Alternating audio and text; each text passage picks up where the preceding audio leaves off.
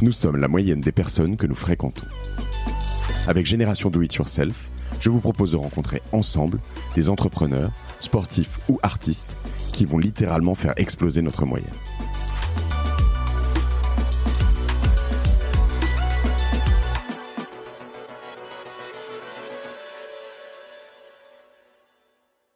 Il y a quelques semaines, tu en as peut-être entendu parler, Google a publié une étude sur son intelligence artificielle générative spécialisée en médecine, donc une intelligence artificielle qui s'appelle AMI, A-M-I-E. Et en fait, on a créé donc l'étude, en fait, a mis face à face des groupes de faux patients, des acteurs, mais peu importe, qui mimaient des téléconsultations par chat. Donc c'est une étude qui a des limites, hein, donc téléconsultation et uniquement à l'écrit. Et en fait, on a testé sur précision du diagnostic, accompagnement des patients, empathie, etc. T'as entendu parler du truc, mais je le refais en 2 secondes pour les auditeurs qui l'ont pas entendu. Donc, sur tous les items, y compris l'empathie, c'est l'IA seule qui arrive en tête. En deuxième, tu as IA, le combo IA plus médecin. Et en dernier, tu as le médecin tout seul.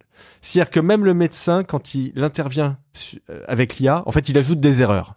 Grosso modo. Voilà. Bon. Donc, c'est quand même important. Enfin, c'est un résultat. Alors, là encore, l'étude a des limites, hein. Mais je chronique ça un matin sur Europe 1. Bon, et puis évidemment, les médecins, mais quel scandale, qu'est-ce qu'ils nous racontent? Déjà, d'ailleurs, comme si c'était de ma faute. D'ailleurs, au passage, je suis pas responsable de cette étude, c'est pas.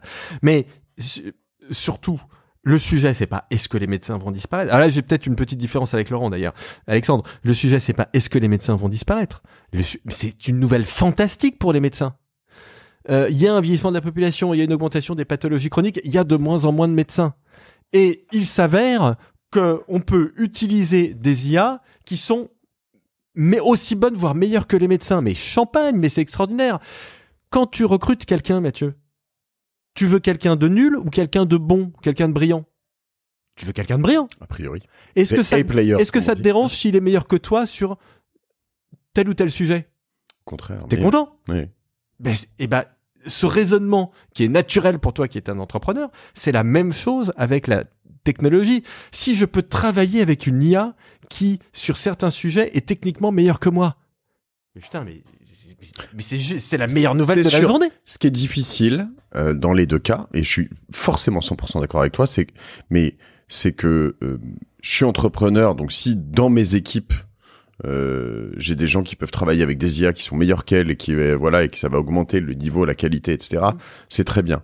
Si en revanche, c'est vrai que tu vois, j'entendais par exemple des gens qui faisaient du doublage ou des traducteurs hein, dans ces métiers-là, mais même le doublage, tu vas avoir la vraie voix de Jack Nicholson qui va être en français. A priori, c'est quand. Alors, il va y avoir un shift parce que finalement, les Français sont habitués à la voix française de Jack Nicholson, donc qu'on aime bien et que tu veux pas changer. Mais il y a un moment où en fait, tu n'auras plus besoin de ça. Tu auras les mêmes intonations, tu auras les mêmes choses. Donc, il y a certains métiers ou certaines entreprises qui se retrouvent menacées, mais il faut savoir épouser le changement dans tout ça, j'imagine. T'as mille fois raison. C'est la destruction créatrice Schumpeter. Mais c'est classique, on voit ça à chaque vague d'innovation, et t'as tout à fait raison. Il y a bien évidemment il y en a pas beaucoup historiquement, mais il y a des métiers qui disparaissent. Mais là, le métier de médecin, en l'occurrence, ne va pas disparaître. Ouais. Et puis, non, mais il va pas disparaître. Et jusque maintenant, alors après, c'est là où on arrive dans ce shift. On est finalement là dans le sujet du jour, la peur. Hein.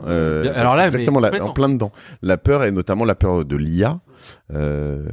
Mais c'est vrai que moi, je ne peux que me dire, finalement, alors il y a les deux côtés. Il y a le côté du côté du travailleur, c'est de se dire, en fait, avoir une machine qui remplace quelqu'un qui prend un truc dans la main droite, qui le met sur autre chose dans la main gauche, qui le pose sur une chaîne et qui fait la même geste toute la journée, à un moment, je me dis, c'est peut-être un bien pour l'humanité, tu vois.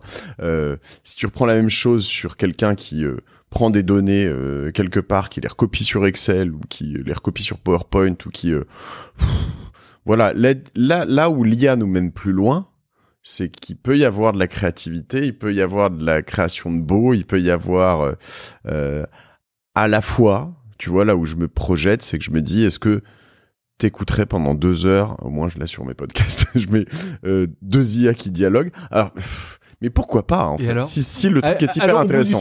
Et pourquoi pas? Et si tu l'écoutes, c'est que c'est passionnant. Et puis allons au bout du sujet, c'est super ton exemple des 2 IA qui dialoguent. Mais tu peux y adjoindre un humain, ce sera peut-être très bien aussi. Donc ça peut faire une conversation super intéressante. Et c'est pas parce que la conversation entre deux IA est intéressante que la conversation entre deux humains deviendra inintéressante. Voilà. Non, mais donc on est véritablement au cœur du sujet. Cette question de la peur de la technologie, je le montre dans le livre, elle a toujours existé. À chaque fois qu'il y a eu des évolutions technologiques, on a toujours eu le même discours. Donc, et notamment ce discours sur la fin du travail. Il y a quelques années, j'avais fait un livre qui s'appelle Le travail et l'avenir de l'homme, qui n'était pas un livre sur sur l'histoire du travail, qui avait été fait 100 fois, mais qui était un livre en fait sur l'histoire de la fin du travail. Et je m'étais rendu compte que depuis que le travail a une connotation positive dans la société, c'est-à-dire très schématiquement depuis la chrétienté, puisque avant, sous l'Antiquité, le travail était quelque chose de négatif. C'était les esclaves qui travaillaient, voilà. Donc la chrétienté, l'Ancien Testament et le Nouveau Testament ont donné une connotation positive au travail. Je fais l'Arche de Noé pour me sauver. Dieu travaille 6 jours par semaine, etc. Voilà. Donc, et puis après, ça a été laïcisé par le message républicain, le fameux peut mieux faire de l'école. Donc, peut mieux faire, ça veut dire que tu es jugé non pas sur tes résultats, mais sur le travail que tu fournis. Donc, c'est la laïcisation du message chrétien, en fait. Bon. C'est très intéressant. Pardon, moi, je suis un peu mieux faire, quoi. Ça, c'est vraiment, c'est à peu près l'état. Ouais, non, si tu pouvais pas mieux faire, ouais, c'est vrai. Côté désespérant, d'ailleurs. C'est vraiment le truc qui, je crois, définit une bonne partie de mes moi, c'était de la 6e à la terminale. Donc, ce que te reprochaient tes professeurs, ils ne jugeaient pas, en l'occurrence, ton niveau. Ils te disaient, Mathieu, tu ne travailles pas assez, tu n'es pas assez engagé, tu ne travailles pas assez. Ça veut bien dire que donc le travail est en soi positif. Quand on te disait, tu t'es jugé négativement sur le fait que tu ne travaillais pas suffisamment. Mais donc, depuis que le travail a acquis cette connotation positive, on a peur de perdre le travail. Les sociétés ont peur de perdre le travail. Et je cite donc les premiers empereurs romains qui, au fond, freinaient l'innovation parce qu'ils avaient peur que l'innovation, donc à l'époque c'était l'innovation essentiellement dans le domaine de la construction des infrastructures, donc des outils de levage, par exemple, ils avaient peur que ça prenne le travail des ouvriers. Donc tous les débats qu'on a sur l'IA aujourd'hui sont des débats qui ont 2000 ans. En fait, sur cette peur de la fin du travail. Alors après, on me dit, oui, mais aujourd'hui c'est plus pareil. Mais c'était déjà pas pareil avant. On me dit, oui, mais ça va plus vite. Oui, et bien sûr. Mais le lave-linge dans les années 60, ça allait déjà plus vite que la voiture au début du XXe siècle. Donc ça va toujours plus vite. On me dit, oui, mais là, ça touche des fonctions, tu l'as dit, je crois, tout à l'heure, ça concurrence la créativité, etc. J'entends bien que ça concurrence la créativité, mais le propre de la technologie, c'est qu'elle évolue en permanence, et donc elle vient nous concurrencer en permanence dans des domaines qui sont nouveaux. Donc là aussi, c'est un peu un sophisme. Je pourrais dire, quand l'électroménager a remplacé les lavandières, ce qui est une très bonne nouvelle d'ailleurs, c'était la première fois qu'une technologie attaquait le métier de lavandière. Et d'ailleurs, juste termine là-dessus, parce que tu as dit quelque chose de très important tout à l'heure, que j'explique aussi dans le bouquin, c'est le fait que l'un des principaux impacts de la technologie, c'est de diminuer la pénibilité globale du travail. C'est-à-dire que les métiers qui sont supprimés par la technologie, historiquement, on peut monter à 2000 ans, sont les métiers les plus durs et les plus pénibles.